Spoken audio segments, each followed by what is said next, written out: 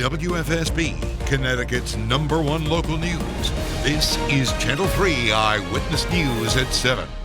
It is 7 o'clock. It is Tuesday morning. I'm Eric Parker. We're following some breaking news out of New Haven this morning. Police just said they arrested the driver who struck and killed a pedestrian last night. Police say the 39-year-old man was driving drunk when he hit a 52-year-old man with his car on El Grasso Boulevard near Boston Post Road. Police say they will release the names of the people involved a bit later this morning. Download the Channel 3 app now to stay posted on the updates.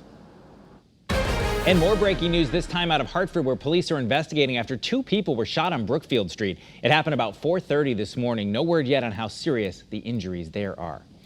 Also happening today, a man accused of stabbing a relative to death in Windsor Locks is expected in court. Police say a woman died in the house on John Street. They rushed to the scene about 1 yesterday afternoon. The suspect is charged with murder and is being held on a $1.5 million bond.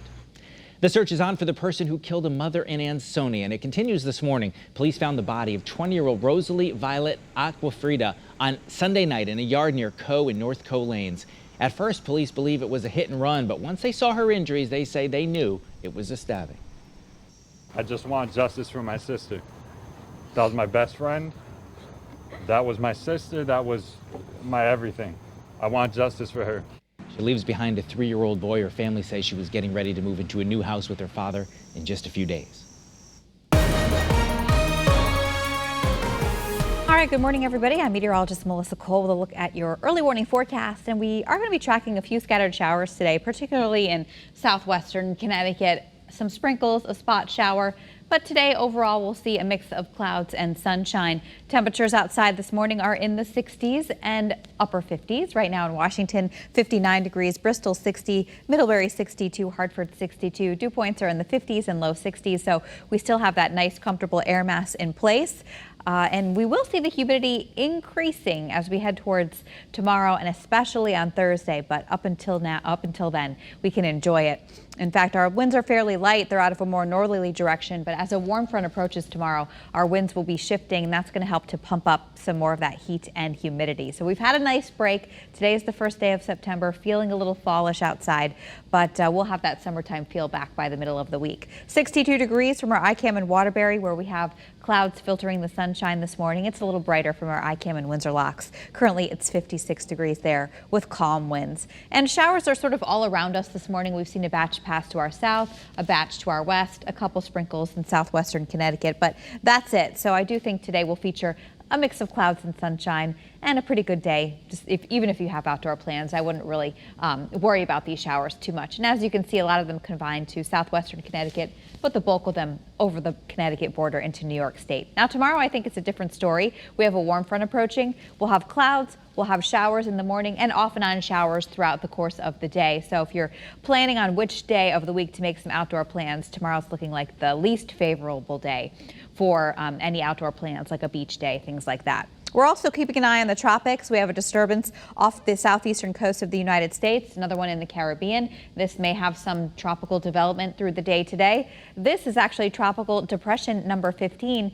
Earlier, we did think that this storm may strengthen into our next tropical storm, which would have been named Nana. But as of the latest update from the National Hurricane Center, the storm just stays at tropical depression status with winds around 35 miles an hour and heads out to sea away from land. So highs today will be in the 70s, mid to upper 70s, low humidity, a spot shower possible.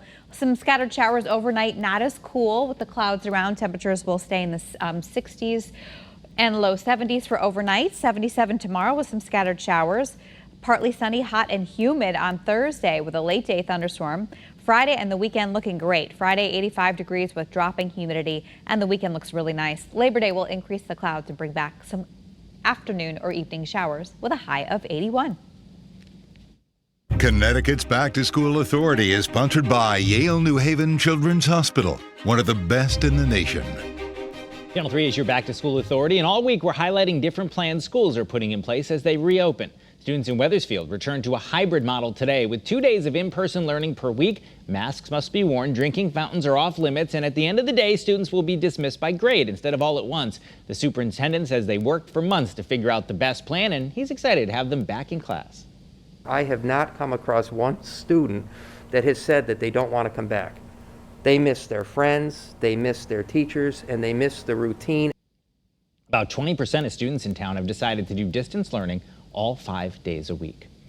Turning now to the latest on the coronavirus in Connecticut today, the governor is formally requesting his public health emergency powers are extended for another 5 months. Governor Lamont says the February deadline will give his administration flexibility to respond if there's a spike in COVID-19 cases and quick actions needed. Lawmakers will have 72 hours to consider that request.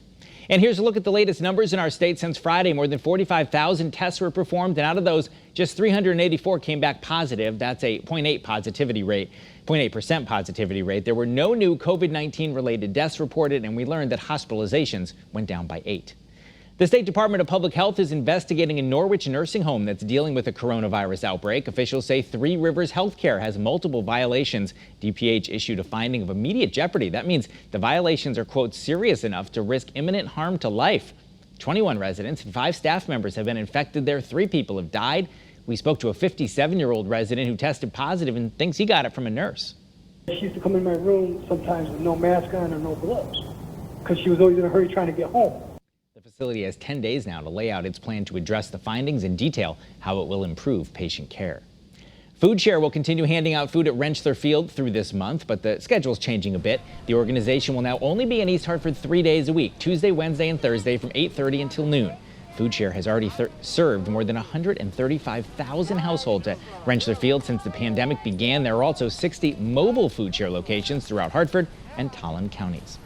Connecticut's minimum wage goes up to $12 an hour today. That's a boost of $1. The minimum wage will continue to go up $1 every year until 2023. That's when it will reach $15 an hour. The governor says it will help the state's lowest earning workers. Thank you for watching Eyewitness News. Remember, you can get news and weather updates anytime you want them. Just turn to the Channel 3 app. I'm Eric Parker. Have a great day.